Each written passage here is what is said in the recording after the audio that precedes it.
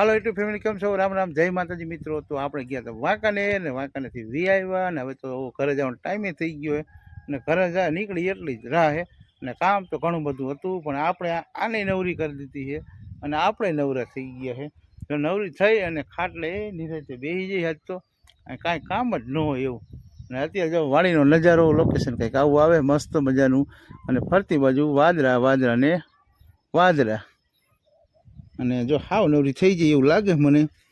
અને આપણે આને જો કામ નથી કરાવું, હાવ નવરી કરી દીધી. હા, રામ રામ ને જય માતાજી. કામ તો ન કરાવવાનું કોને ખબર હોય કામ ન કરાવવું. નવરા થઈ ગયા કે નવરા કેમ થઈ જાય ખબર છે આપણને.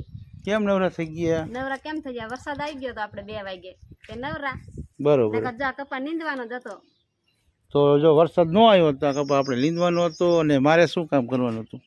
તમારે તો નવરા હતા હાથી આપવાનું. તમે તો આપણે ટ્રેક્ટર મારે આપણા આપવાના હતા પણ હવે આપણે નવરા એની હારે એવું થયું બધું.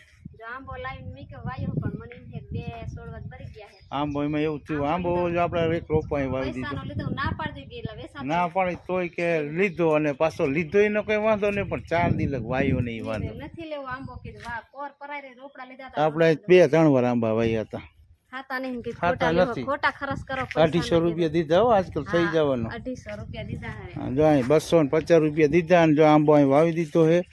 જો માટી કાઢી નાખી રેતી ભરી આજી વખતે નવી ટ્રાય કરી છે અને 2-3 દી અહીં વાળીએ ઘરે વાળીએ પીડ્યો રહ્યો ને એટલે 15. જોકે આમ પહેલી વાર તો ખરી જ જાય. એમાં 2-3 આંબા ભેગા છે અને 2 આંબાને કલમ છે એટલે એ 2 આંબા હારા. એક કલમ વગરનો હુકાણો છે એ કલમ વગરનો હોય એટલે એની કાંઈ આપણે જરૂર નથી એમ તો હાલે નહીં કલમ વગરનો. જો આવું લીલું છે આપણામાં ટ્રેક્ટર હાંકવાનું હતું બધું બખડ જંતર થાય શું ફેમિલી કરવું કંઈ ખૂટતું નથી ને આમાં ટ્રેક્ટર હાંકવું છે.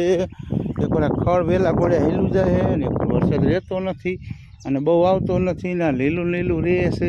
આની બાજુ તમે જો આ મોટો કપરિયો અહીંયાથી આવીને કહો તો નકરો સેવાર હુકાતો નથી, ચાયરું હાલી જાય.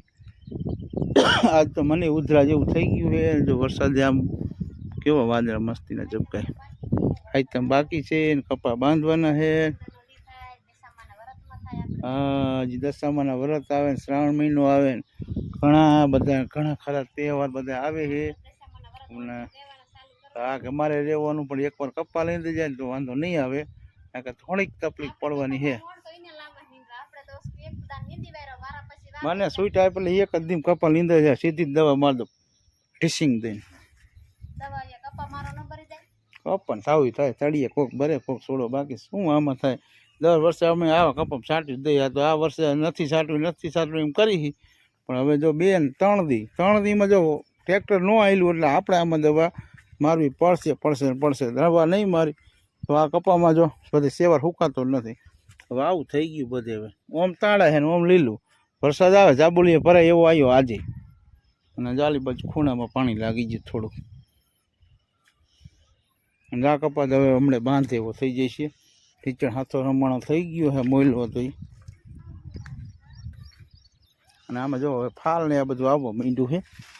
દવા નથી છાંટી એકવાર પણ હવે જો છાપકા દેખાવા માંડ્યા છે અને મસ્તીનો કપા છે. આ કપા સારો છે અને હવે તો બધો મસ્તી. આ નાનો કપા હાવ નાનો કપા પણ આ ફૂટના છોડો નાના થઈ ગયા. આ તો 2 ફૂટના થઈ ગયા.